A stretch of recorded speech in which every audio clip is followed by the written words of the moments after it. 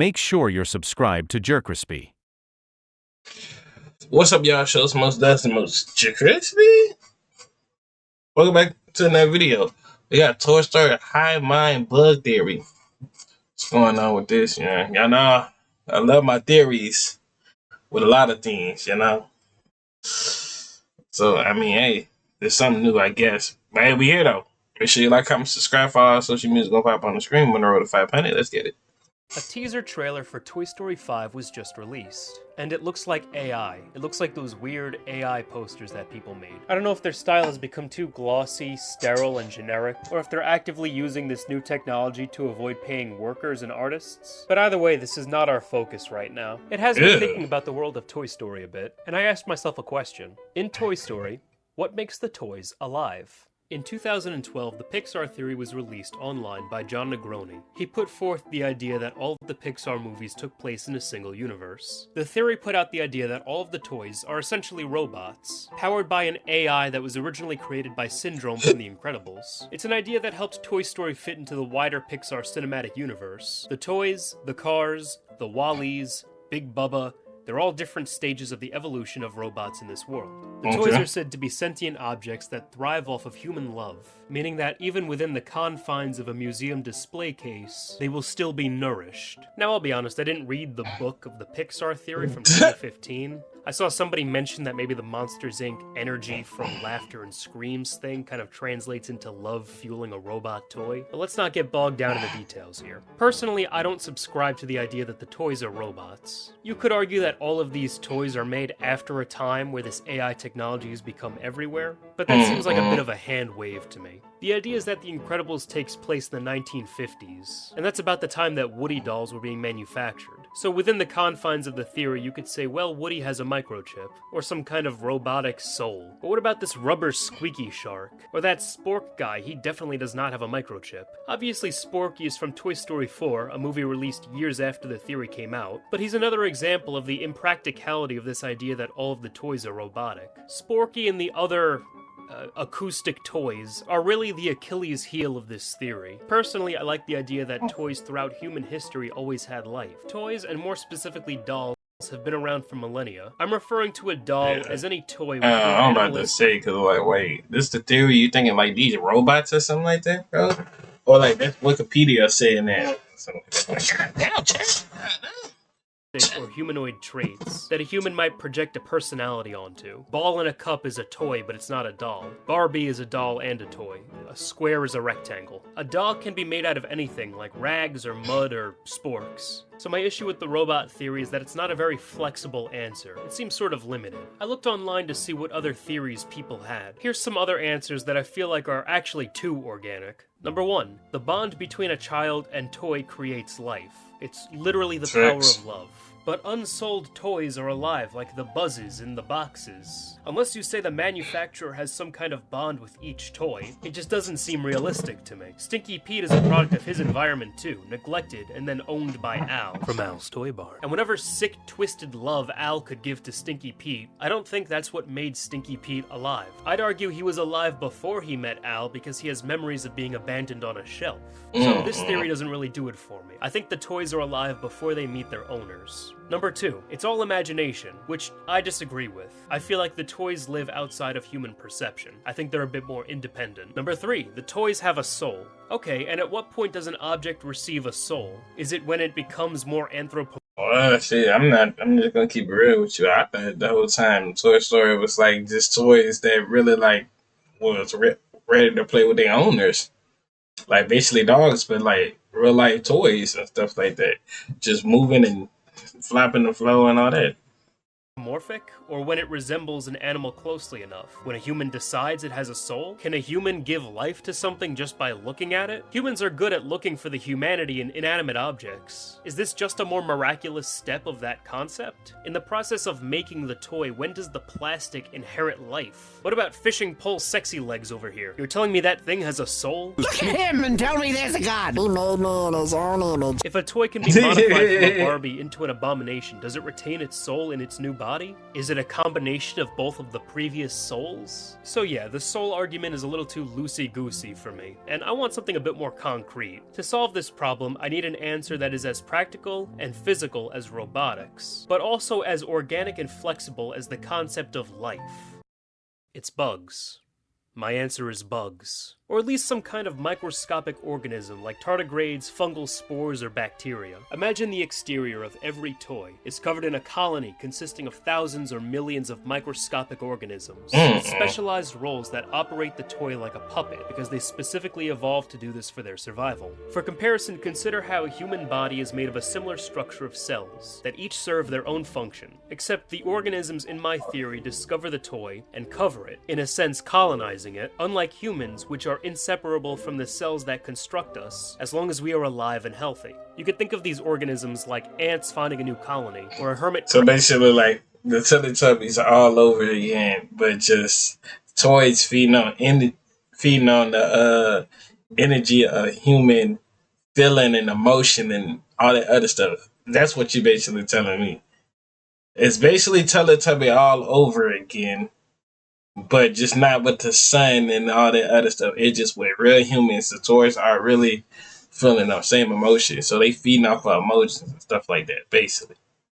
crab finding a new shell. These creatures would be like an invisible exoskeleton, forming muscles, eyes, ears, vocal cords, and even a mind. They would be a hive mind of bugs slowly evolving to become more intelligent with each passing generation, and with each new experience that the collection is confronted with, which, to the audience, would appear as character growth. The toys don't realize that they are alive because of millions of mites that form their existence, similar to how humans didn't know that they were made of cells. This theory preserves the biological immortality of the toys, because as long as the bugs are reproducing and obtaining new resources, they could go on forever. It's like an ant colony that doesn't go away. Now, if you're some kind of pervert who insists that this theory has to tie in with the Pixar theory, you could just say that these creatures are hyper-intelligent animals, similar to the fish, rats, and other things that we've seen throughout this universe. Here's some questions that I think I would be asked by people if they cared about the thing I was saying. I will answer them for you. Why would the bugs target toys as a host body? Let's consider this occurring in the ancient past. These bug colonies could have taken over the corpses of small animals, or maybe really big ones, that'd be cool, forming essentially zombies or, some kind of cryptid. They could use the physics of a rotting animal for some kind of locomotion. If it helps, you can compare this to the fungal ant spore mind thing. Now, proximity to early humans could guarantee a level of protection from predators, which is why cats evolved to like us. Being nearby to humans would also guarantee more resources, since humans hunt larger game, grow more food, and poop frequently. I would assume these bugs are bottom feeders. I don't know if they would eat dust or meat or poop or maybe all three. Ancient humans would be wary of letting the living corpse of a small animal live near them. So I think some bug colonies would evolve to instead use the anthropomorphic structures of ancient human dolls to guarantee proximity to human resources while also not being attacked on sight. Why would the toys not want the humans to know that they're alive and capable of speech and thoughts? If you saw a living toy walking towards you and talking to you, oh my god, yeah, that's low-key kind of the most creepiest shit right there. I'm not gonna hold you. And then you just put Chucky right there. I know, I'm talking about that little baby with the spider. That was always creepy to me as a little. I had to just put that out there, bro. Anyways. capable of speech and thoughts. Just seeing that, this, bro. Oh my god. You saw a living toy walking Bro. Yeah, they know how to give you little nightmares and stuff. Towards you and talking This to number you. one. Would you not immediately destroy it and condemn it as an agent of Satan? Haven't you read The Crucible? Humans don't even trust inanimate dolls. I theorize that there were probably ancient living toys that attempted to interact with humans once they developed more sentience and personality. The humans didn't trust them and decided to destroy them. Not only could these toys not pass down their genetics or ideas to future generations of hive-mind bugs, but their counterparts would witness this action and log it into their own lineages. This would explain why even new toys have an instinct to not reveal their existence to humans. It could be a freeze reaction for some, like a possum, but I think that more experienced and older toys have outgrown that instinct and can control it. They can be more intentional with how they interact with and around humans, and they can make an active choice to reveal themselves. Eventually, the notion of revealing yourself to a human becomes a part of toy culture. Andy's coming!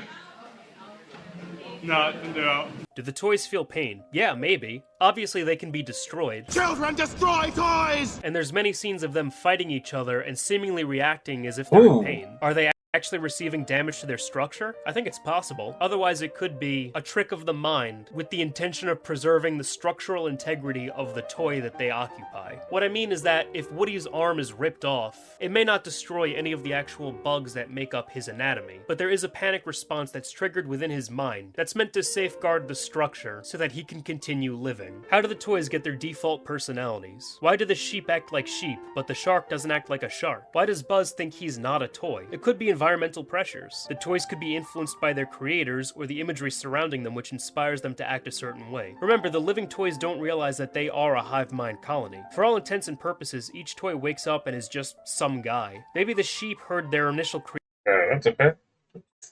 So we basically saying that like toys now thinking they not like they at first they not thinking they human, they were just toys.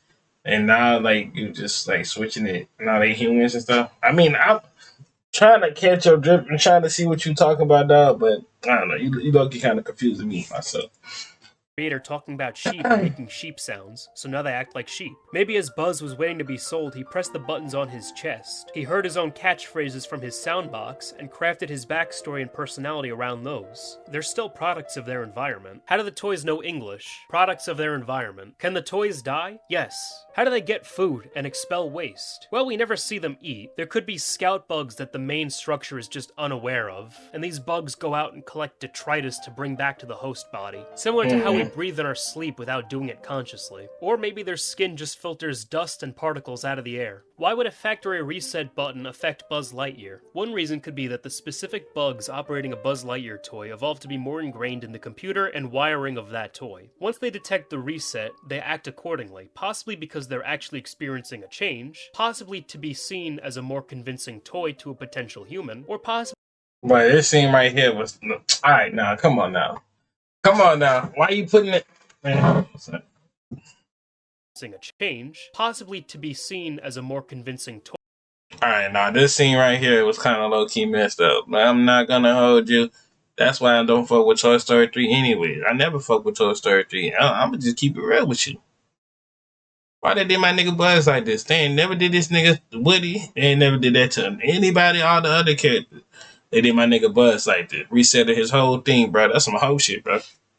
That had me crying when I was little, bro. Possibly because the body thinks it's Buzz being my reset nigga. when really nothing happens. It could be a trauma response. The conscious mind is a strange and delicate thing. This could be the case here. Then why does Buzz start speaking Spanish? We can imagine that some bugs that operate simple acoustic toys like a stuffed bear have evolved to make their own noises, while others which occupy a more advanced and electronic toy would save their energy and instead utilize and manipulate already available audio boxes. Buzz starts speaking Spanish after his reset, so we can assume the bugs are just using that currently available speech option. Why does Buzz start acting differently in addition to speaking Spanish? It could be that the bugs have subconsciously embraced the reset option as well. What about Forky? It's the first time we've seen a toy be made and come to life in one of these movies, but I don't think his motivations when he's first born are inconsistent with what we've seen. Compare him to Buzz when he first gets to Andy's room. Neither one realizes that they're a toy, and they have their own initial purposes. Forky is insistent on throwing himself out. I don't read this as a lack of self-preservation, more so just a way of life he wants to embrace. From a survival angle, he might want to find resources in that garbage for his survival. What about the seemingly immobile toys? In the first Toy Story movie, we see a Mr. Spell, an Etch-a-Sketch, and a Farmer Says toy. The first thing to address is the question of why these forms would be chosen by these colonies to optimize their survival. It's probably because they have good communication skills. It would save a new colony the energy needed to form vocal cords, which at the very least could help them be functioning members of a toy society. Now, how are they moving if they don't have the opposable features of, say, a Buzz Lightyear toy? You could say that there's some bugs in this colony that have specialized to exert some form of pressure in order to propel the structure forward. Maybe they push air, or they form a series of spring-like mechanisms to push themselves away from the ground. I wouldn't consider these things dolls, but they do have a more socially interactive element to them, compared to things like a ball or a baseball bat. I guess there has to be a line drawn between what's practical for a colony's survival in a toy community, and these toys fall on the positive side of that because of their ability to communicate. This is a side note, I feel like I didn't address this earlier. Obviously, most toys don't have a opposable eyelids and movable mouths. And you could argue that the bugs that take over these structures are rearranging the pieces of the structure, morphing the plastic or the porcelain, and making these elements a bit more bendable, mimicking the way that humans talk and move their mouths. This could be something that they learned and maybe adopted for the sake of engaging in toy society. Maybe just having a moving mouth increases the range of things that they can say. If it's purely aesthetic, it could be for the sake of communicating better in toy society. It helps to know when someone's talking to you by also seeing their mouth move. And not all toys have moving mouths in this world. Some could be relying solely on audio boxes. What about modified toys? Do their personalities Modified toys, I don't know, son. I mean, it's just like bodies they already got built up and they just trying to rebuild to something different. Something like that, I guess. That's how I'm gonna put it as. transfer to their new bodies? Maybe the hybrid toys we see in Sid's room retain some neural capabilities, or parts of the personalities from their previous forms, and maybe they have developed new methods of existing in their new forms. Oh. The pterodactyl could maintain its personality if its head is switched to a new body, and therefore a new set of bodily organisms. If you take the organism-controlled legs from a doll and put them on a presumably inactive fishing pole toy, they could adapt to make the fishing pole an active body part. If there are no bugs of consciousness and neurological capability present on that structure, maybe new ones could form to at least interact with their community and receive information, such as plans to mess with Sid, even if they can't actively speak or look at people. Basically, this toy would have the personality of a pair of sexy legs that became independent and are able to hear people and contribute to their community. Additionally, by the logic I've proposed, a severed arm should still be able to move independently of the body of a doll. Why doesn't Woody's arm still move? Maybe the organisms on it are in shock, or are unable to move without the mental direction offered by the body with the head. This is all assuming that the head of these toys contains the neurological function, the same way people do. Or it could be different with each one. Maybe every part of it contains a piece of a brain. Well, this shit was still funny to this day. But that boy said, looked up and saw Woody turn his head, saying, I ain't lying to you, low key. They said Sid was that nigga with the garbage can. But I ain't lying to you, son. I don't believe in this theory, though, with the bugs and all that other stuff. I don't An know. octopus has. The organisms of each toy can be different, so maybe the organisms that control the limbs of a Woody doll have become solely reliant on the conscious cells of his mind to instruct their function. Given time, maybe they would move on their own, just like the sexy legs. Do I really think that my theory was the original intention of these artists? No, not at all. We're just having fun here. In all likelihood, it's probably the magic. Ain't a bad theory. This is like a trying to get into the theories and trying to know what he's talking about type of theory. But I fuck with it. I fuck with it on some real nigga shit. Toy love theory? It's just the easiest answer. In researching this video, I found myself groaning at the sheer amount of Disney and Pixar theory videos, with dramatic, flashy thumbnails and borderline ominous phrasing in their titles. As I'm looking at them with an older pair of eyes, I feel there's something so cringeworthy about them. They're framed with the same unironically serious energy as can be found in alien and paranormal conspiracy theories, which were also very popular in the 2010s YouTube era. The Disney theory videos tied in with this cultural movement, where Alright, no, that's true. No, I'm not gonna hold you. I would say Tarzan is actually siblings. YouTube era. The Disney theory No, they actually is siblings. I'm not gonna hold you. They is siblings. videos tied in with this cultural movement, where every movie had to be part of a bigger picture, coinciding with the rise of cinematic universes like Marvel. Easter eggs in movies are fun additions from the creative teams, and sometimes they hint at future projects, but I think a lot of the time they're just one-off references, and people have a habit of assigning meaning to things that just aren't there. But not me. But anywho, hope y'all enjoyed this video. Make sure you like, comment, subscribe, follow our social media. They pop on the screen. We're on the road to 500, and I'm out.